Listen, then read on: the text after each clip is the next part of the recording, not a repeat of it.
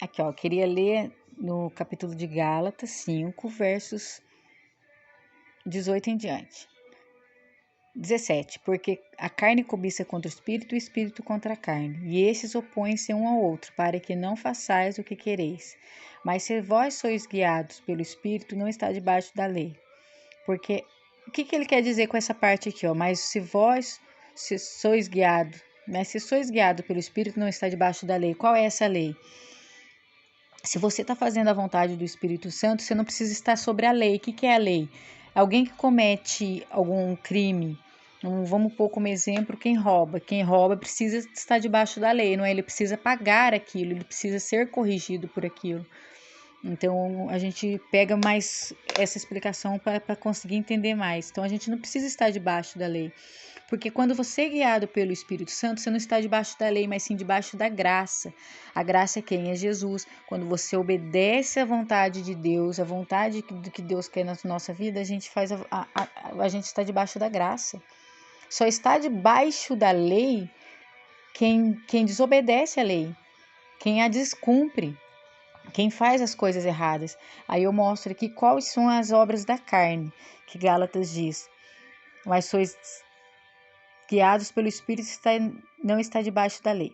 Porque as obras da carne são manifestas, as quais são prostituição, impureza, lascívia, idolatria, feitiçaria, inimizade, porfia, emulações, iras, pelejas, dissensões, heresias, invejas, homicídios, bebedices, glutonaria e coisas semelhantes a essas,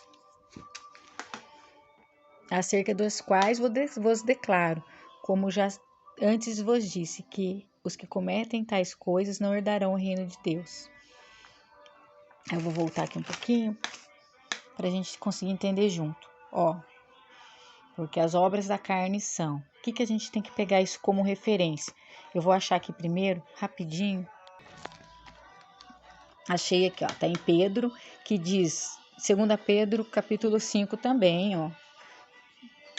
Verso 6. Humilhai-vos, pois, debaixo da potente mão de Deus, para que ao seu tempo vos exalte, lançando sobre ele toda a vossa ansiedade, porque ele tem cuidado de vós.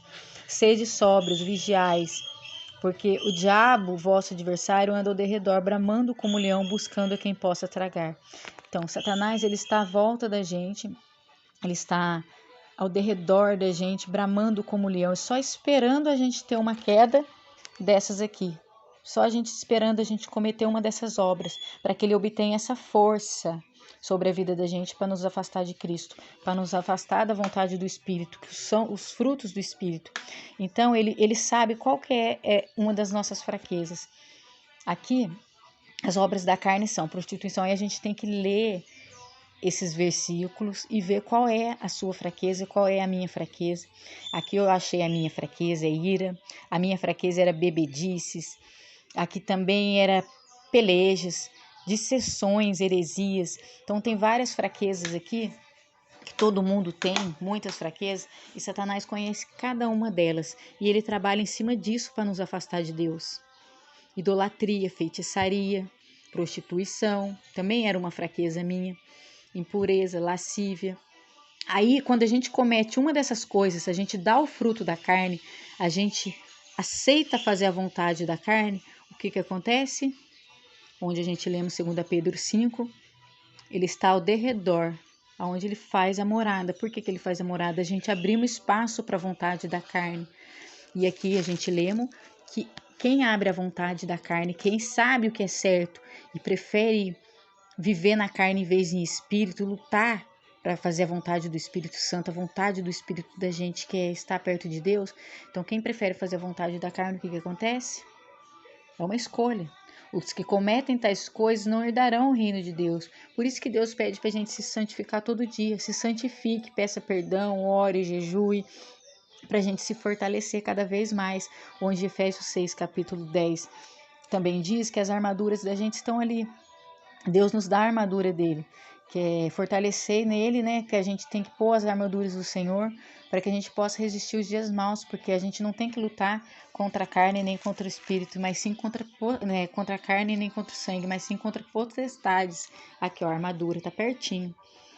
Entendeu? Príncipe, ó, não, porque não temos que lutar contra a carne e o sangue, mas sim contra os principados e contra as potestades, contra os príncipes das trevas. Então ele fica só nos vigiando para a gente ter essas quedas da carne, para a gente cometer essas vontades da carne, que a nossa carne luta contra o espírito, a vontade de fazer essas coisas é muito, ainda mais quando o inimigo sabe a sua fraqueza. Então ele trabalha sempre em cima disso. Se você está trabalhando na ira, ele vai pôr algo para tirar. Se você está trabalhando na parte de largar a idolatria, e estou falando não é só idolatria de imagens, não, estou falando de celular, de jogo de futebol, de várias outras coisas, o inimigo vai trabalhar em cima dessa idolatria. Ele vai pôr coisas para você idolatrar, pessoas, cantores. Então ele vai trabalhar em cima disso. Pelejas. A gente também gosta de disputar muito um com o outro, quem é melhor, quem não é melhor, quem tem, quem não tem. Então o inimigo também trabalha muito em cima disso no pensamento da gente. E a gente não pode deixar o ato ser cometido. Você pensar e repreender e pedir perdão para Deus, então você não. O ruim é quando você comete a vontade, você faz o que ele quer, porque ele só oferece, é você que tem o ato. Se eu não me engano, é em Tiago que diz, só para confirmar aqui. Aqui, ó. Bem-aventurado o varão que sofre a tentação, porque quando for provado, receberá a coroa da vida, o qual o Senhor tem prometido aos que amam. Ninguém, sendo tentado, diga, Deus sou tentado, de Deus sou tentado, porque Deus não pode ser tentado pelo mal, e a ninguém o tenta. Então, quem que tenta? Se Deus não está te tentando pelo mal, quem que está te tentando? Deus não tenta ninguém a fazer coisa errada, só coisas boas. Então o inimigo tenta, mas cada um é tentado quando é atraído e engodado pela sua própria concupiscência. O inimigo, ele é tentado porque a gente já tem lá dentro, a gente já tem aquelas vontades dentro do coração e ele só cutuca ali para a gente pôr para fora. Aí aqui já explica, ó, no versículo 15, depois de havendo a concupiscência, concebido, dá luz ao pecado. Se você viu que é pecado e não cortou pelo meio do caminho, aí você dá a luz, você aceitou a vontade da carne, você fez aquilo. Pecado sendo consumado gera morte. Aí muitas vezes é morte espiritual, que é o principal, a gente começa a perder o foco de Deus, né? A vontade do Espírito Santo sobre a vida da gente. Mas vamos voltar aqui no Gálatas, que a gente estava lendo. Porque as obras da carne são manifestas. Então a gente tem que estudar qual dessas fraquezas a gente tem para trabalhar em cima dela e muitas vezes trabalhar em silêncio. Porque quando a gente fala, o inimigo também está ao derredor, como a gente vê em 2 Pedro. Ele só está vigiando a gente para quê? Para que a gente caia em concupiscência, a gente faça a vontade da carne e pare de dar os frutos do Espírito Santo. Aí, se você tem inveja, você corta a inveja, ora para Deus. Se você faz emulações, porfias, inimizades, a gente também tem muito nisso de pôr uma pessoa contra a outra. Deus não quer, que a justiça sempre é dele. Coisas semelhantes a essa não vai herdar o reino do céu. Bebedice, como eu trabalhei nessa parte minha do álcool, eu era muito dependente do álcool, né? Quem me conhece. Então, nessa parte aí, a gente vê que o inimigo usa muito a bebida, glutonaria. Então, vários tipos de concupiscência da carne, que se a gente pôr o ato assim, a gente cometendo isso, dá espaço para o inimigo trabalhar, porque ele só está ao redor. Aí vamos ver agora a parte dos frutos do Espírito Santo, que quando a gente está com o Espírito Santo, a gente tem gozo. O que é gozo? É alegria, paz. A gente sente uma paz em meio até às tempestades. A gente está com um punhado de problema, mas a gente está com paz, confiando no Senhor. Longanimidade, a gente sabe esperar as coisas acontecer no tempo de Deus. A gente não tem pressa para as coisas acontecer. A gente sabe que se Deus prometeu, vai ser cumprido.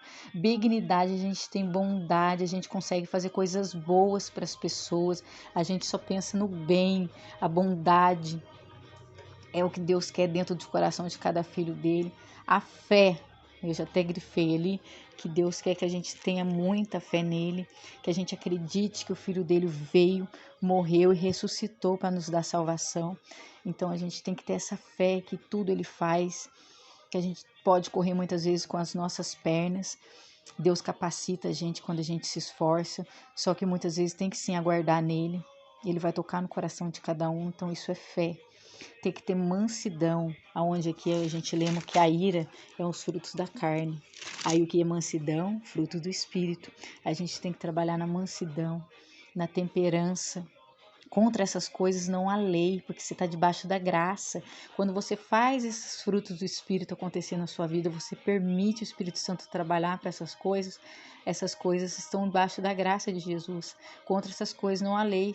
E os que são de Cristo crucificam a carne com as suas paixões e concupiscências. Então, o que está em Cristo vai crucificando todo dia os desejos da carne.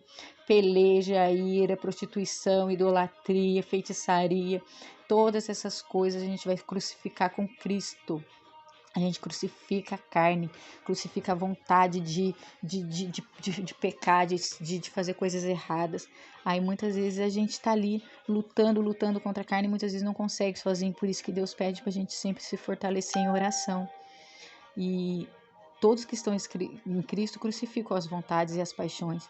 E se vivemos em espírito, também temos que andar em espírito. Qual que é os frutos do espírito? A gente acabamos de ler. Não sejamos cobiçosos de vanglórias, irritando-nos uns aos outros, invejando uns aos outros. Muitas coisas a gente fica irritando o nosso próximo, a gente fica invejando as coisas dele. Então Deus quer trabalhar isso no coração de cada um de nós. Eu falo nós por quê? Porque primeiro a correção vem para mim, para depois eu ajudar outras pessoas também a enxergarem. Porque sempre quando a gente abre a mensagem, a palavra de Deus, é para a gente. A correção, primeiro, quando você abre a mensagem, aquele pregador, aquele pastor, aquela irmã, aquele irmão que lê a mensagem para o irmão sem se corrigir primeiro, ele é um hipócrita.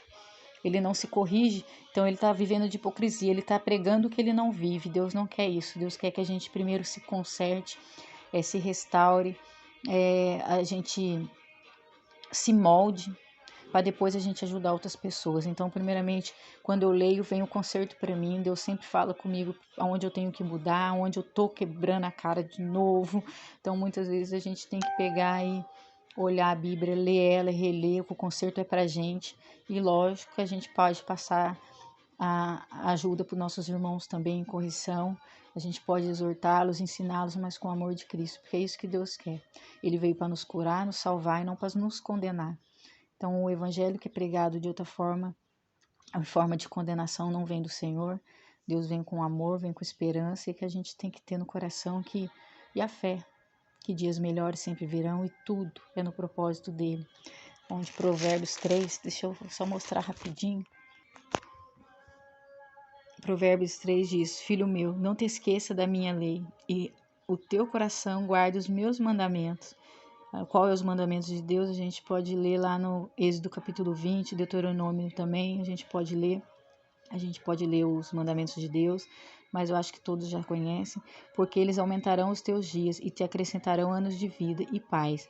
Não te desampare a benignidade e da fidelidade ata ao teu pescoço. Escreve na tábua do teu coração e achará graça e bom entendimento aos olhos de Deus e aos homens. Confia no Senhor de todo o teu coração e não te estribe no teu próprio entendimento.